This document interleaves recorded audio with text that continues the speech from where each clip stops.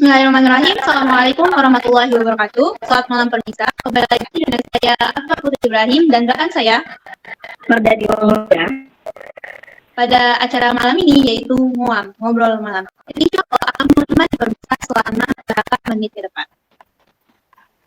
Topik yang akan kita bahas pada malam ini menyentuh langsung kehidupan jutaan pekerja di seluruh Indonesia pada tahun 2025. Pemerintah telah mengumumkan kenaikan upah minimum provinsi atau biasa kita sebut UMP yang membagi sektor industri menjadi dua kategori, padat karya dan modal padat. Namun kebijakan ini mendapat penolakan keras dari berbagai kalangan. Partai Buruh bersama dengan serikat-serikat pekerja seperti KSPI dan KSPSI menilai bahwa pembagian kenaikan upah ini tidak adil dan bertentangan dengan putusan Mahkamah Konstitusi. Bagaimana kebijakan ini dapat mempengaruhi kesejahteraan buruh dan stabilitas sosial, dan apakah pemerintah perlu melakukan revisi terhadap kebijakan tersebut? Maka pada kesempatan kali ini kita akan membahas lebih lanjut isu yang kita bahas pada malam ini dengan narasumber yang hebat yang akan memberi pandangan mereka terhadap isu ini. Yang pertama ada yang langsung isu para buruh di Indonesia, yaitu Saudara Zaka. Lalu ada aktivis mahasiswa Institut Tazkiyah yang akan memberi pandangan isu kita, yaitu Abdul Afan, dan terakhir atau ahli politik yang akan juga menyampaikan pandangannya terhadap isu ini, yaitu Saudara Zaki Setiawan. Oke, langsung saja kita mendengarkan pendapat dari salah satu perwakilan buruh mewakili suara-suara yang lain. Kita telah bersama dengan kita, Saudara Zaka. Terdengar suara saya? Ya. Bagaimana pendapat Saudara Zaka mengenai isu UMP 2025 ini?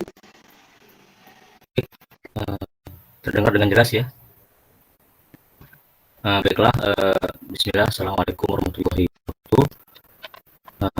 Sebelumnya, saya ucapkan terima kasih kepada pengacara acara ini karena telah mengundang saya sebagai seorang buruh ya, pertama yang mau mendengarkan para kami yang mewakili buruh tentang kebijakan pemerintah terkait UMP 2025 ini. Bagaimana pendapat saya tentang kebijakan tersebut? Tentu kami sebagai seorang buruh itu sangatlah menolak kebijakan dari UMP itu sendiri. Karena itu tidak adil dan tidak sesuai lah dengan kebutuhan hidup layak kami gitu, sebagai seorang buruh terutama. Rancangan kebijakan yang membolehkan negosiasi untuk menaikkan upah di pasar itu membuat kami itu lebih tidak terlihat gitu, menguntungkan di situ, dikarenakan suaranya pengusaha ataupun itu sangatlah lainnya gitu. Dan juga kami di sini sangatlah merasa dirugikan lah dengan adanya kebijakan UMP ini gitu. Karena kebijakan itu sangatlah memberikan perlindungan yang cukup ataupun kebutuhan yang cukup terhadap buruh. Tentu kami sangatlah berharap ya, seorang buruh sangatlah berharap pada pemerintah, kepada para pihak wajib untuk meminimalisir kejadian-kejadian seperti ini. Dan juga kami sangat berharap kepada Presiden ini Bapak suara kami. Mungkin kalau misalkan tidak terdengar, mungkin akan membuat demo yang lebih besar supaya bisa terekspos dengan media-media lainnya agar lebih tahu, karena seorang buruh itu sangatlah tidak dibuat adil, sangatlah tidak adanya UMP 2025 ini gitu. Mungkin sekianlah yang dapat saya sampaikan terkait saya sebagai seorang buruh, dan terima kasih. Kepada Saudara Zaka yang telah mewakili suara di Indonesia, dan ternyata memang ada penolakan yang sangat luar biasa dari para buruh, dan karena mereka merasakan ketidakadilan yang sangat dalam gitu, dan punya harapan yang luar biasa ya bagaimana pemerintah kebijakan yang lebih baik lagi ke depannya. Oke, sangat terima kasih. Nah, itu dari sudut pandang buruh. Bagaimana sudut pandang mahasiswa atau soal aktivis mahasiswa yang menanggapi isu yang saat ini lagi tren di tengah-tengah Indonesia? yaitu kepada Saudara Afwan, mungkin bisa memaparkan pandangan tentang isu UMP 2025 pada kali ini. Silakan. Baik, terima kasih atas kesempatannya ya. Saya selaku mahasiswa ya aktivis ketika mengetahui bahwasanya adanya rancangan peraturan Menteri Tenaga Kerja terkait upah minimum ya 2025. Jiwa kritis saya itu menggebu-gebu, betul, jujur saya. Karena apa? Karena rancangan ini tidak adil, bahkan bertentangan dengan hukum di Indonesia. Dan hal ini karena ada beberapa hal begitu. Yang pertama, rancangan itu melanggar putusan Mahkamah Konstitusi yang menyatakan kenaikan upah minimum itu harus berdasarkan pada inflasi, ya, pertumbuhan ekonomi, dan juga indeks tertentu. Dan perlu ditekankan ya, dipahami bahwasanya membagi kenaikan upah ya, membagi kenaikan upah itu untuk industri padat karya dan juga padat modal itu tidak sesuai. Lalu yang kedua sendiri yaitu penetapan upah ya minimum lewat perundingan bipartit ya, itu sangat merugikan yang namanya buruh ya. Jadi buruh sangat rugi dalam banyak kasus gitu.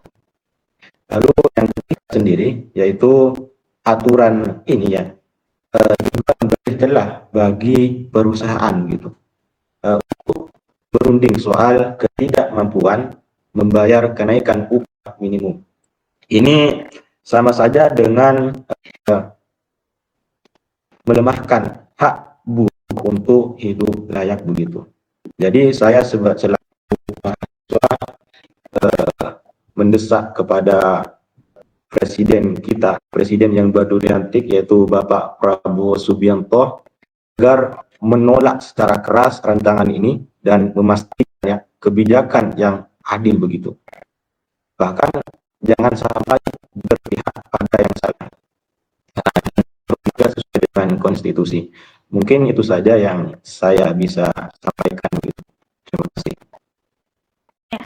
Terima kasih kepada Saudara Afwan yang telah mewakilkan suara mahasiswa. Tentu mahasiswa itu tidak hanya belajar di kampus saja, tapi mahasiswa juga harus terlibat dalam dunia politik. Atau lebih tepatnya kita sebagai mahasiswa itu harus bisa berpikir kritis apa yang terjadi di tengah-tengah masyarakat hari ini.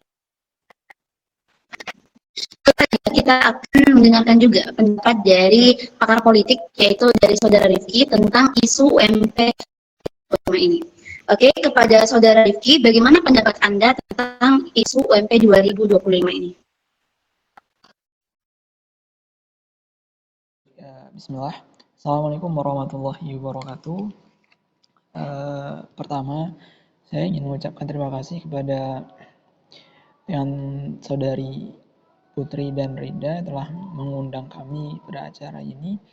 Kan bagi saya ini merupakan acara yang sangat luar biasa karena pada malam hari ini kita tidak memikirkan kepentingan kita sendiri, namun kita membahas kepentingan banyak orang, dan tentu ini merupakan satu hal yang sangat mulia. Baik, terkait isu tuntutan buruh terkait kenaikan upah minimum ini, ada beberapa hal yang ingin saya sampaikan yang menurut saya ini sangatlah penting untuk kita sama-sama pikirkan. Nah, yang pertama ialah dari kejadian ini mencerminkan dinamika yang luas tentang kesenjangan sosial ekonomi di negeri ini, yang mana kita melihat buruh sebagai pilar utama sektor perindustrian sering mengalami atau merasa kebijakan itu tidaklah adil terhadap mereka sebagai seorang buruh gitu. Nah, tentu ini merupakan kondisi sosial yang sangat memprihatinkan tentunya. Nah, itu yang pertama. Yang kedua ialah terkait sistem hari ini yang berjalan, yang mana dari isu ini memperlihatkan bagaimana sistem ini hanya berpihak kepada pemilik modal saja. dan hal ini terus berlangsung. Walaupun berganti periode, berganti presiden, berganti rezim, hal ini terus terjadi, dan kita melihat atau sudah semestinya masyarakat melihat hal ini cerdas dalam menilai hal ini. Harus berpikir bahwasanya memang dari sistem hari ini itu tidak akan membuat kesejahteraan pada masyarakat, karena tadi keberpihakan sistem hari ini tidak kepada masyarakat kecil, melainkan hanya kepada segelintir orang yang memiliki modal dan menguasai pemerintahan itu sendiri gitu. Nah, jadi saya mengajak pada masyarakat sudah seharusnya kita cerdas dalam menangani hal ini. Nah, itu yang kedua. Yang ketiga ialah saya teringat akan hadis Rasulullah SAW, kurang lebih bunyinya, berikanlah upah pekerja sebelum kering keringatnya. Nah, ini menggambarkan sebuah prinsip di dalam Islam itu mengajarkan bahwa upah itu harus cukup memenuhi kebutuhan para pekerja.